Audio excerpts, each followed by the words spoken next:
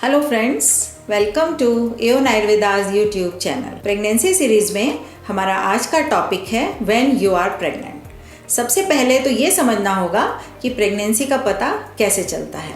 इसके लिए प्यूबर्टी को जानना होगा।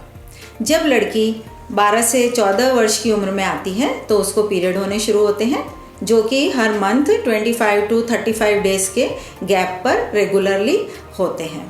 ये समय जो है ये रिप्रोडक्टिव एज शुरू होने का यानी प्यूबर्टी का समय होता है।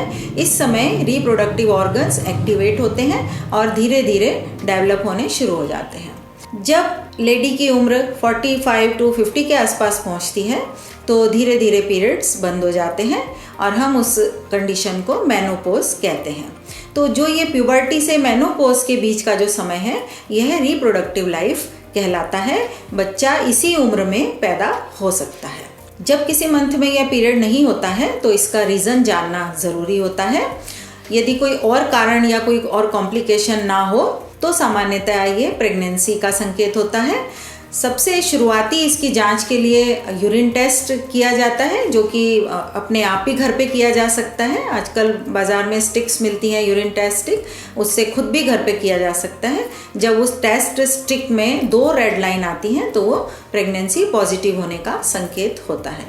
अब जब प्रेगनेंसी डिटेक्ट हो जाए तो उसके बाद प्रेगनेंसी के समय यानी कि जेस्टेशनल एज की काउंटिंग कैसे की जाती है ये हम जानते हैं। लास्ट मेंस्ट्रुअल पीरियड का जो फर्स्ट डे होता है वहाँ से काउंटिंग शुरू की जाती है।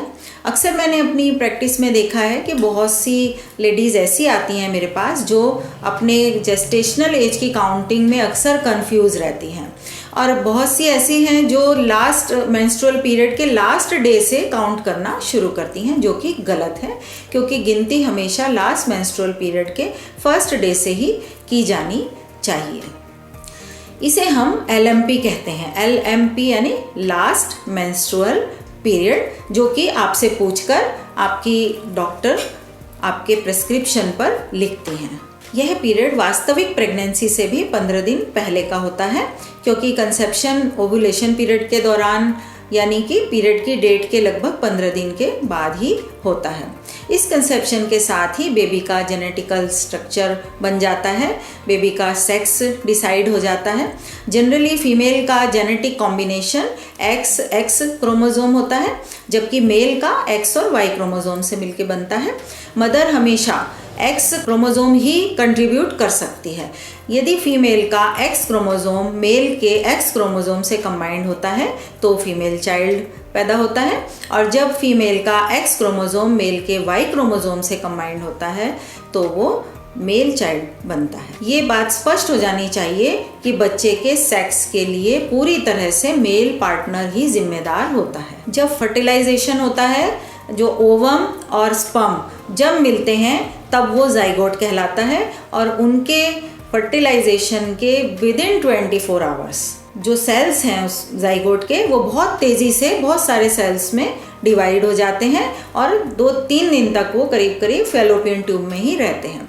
3 दिन के बाद वो फैलोपियन ट्यूब से धीरे धीरे सरक के यूट्रस में आते हैं, और यूट्रस की जो इनर लाइनिंग है जिसको हम एंडोमेट्रियम कहते हैं उसमें आके वो एक जगह बना के उसमें ग्रोथ करना शुरू कर देते हैं।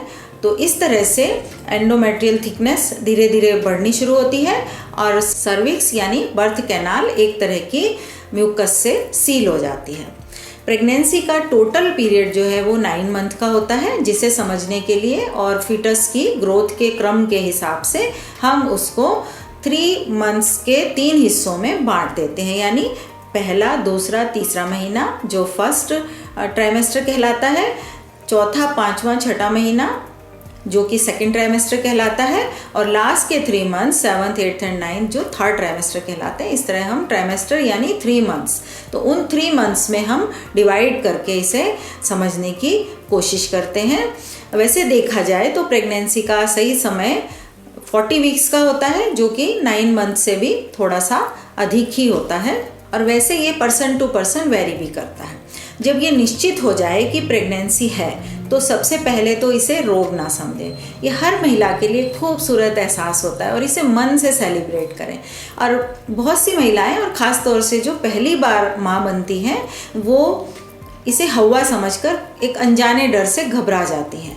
लेकिन ये एक नेचुरल फिनोमिना है, तो इसलिए किसी भी प्रकार का डर अपने मन से निकाल दें। इस तरह से जब प्रेगनेंसी हो जाती है तो उसके बाद फिर धीरे धीरे मंथली बच्चे की ग्रोथ होनी शुरू होती है। प्रेगनेंसी के डिटेक्शन के बाद 9 महीनों में किस प्रकार फिटस की ग्रोथ होती है, क्या क्या ध्यान रखना चाहिए, किन किन बातों पर गौर करना चाहिए, किस तरह के टेस्ट करवाने चाहिए, इन सब चीज़ों पर हम हर मंथ के हिसाब से अलग अलग एपिसोड में हम डिस्कस करेंगे।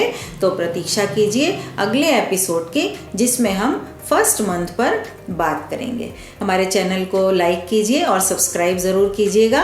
अब बेल आइकन ज़रूर दबाइए ताकि हर एपिसोड की जानकारी आपको समय से मिल सके। नमस्कार।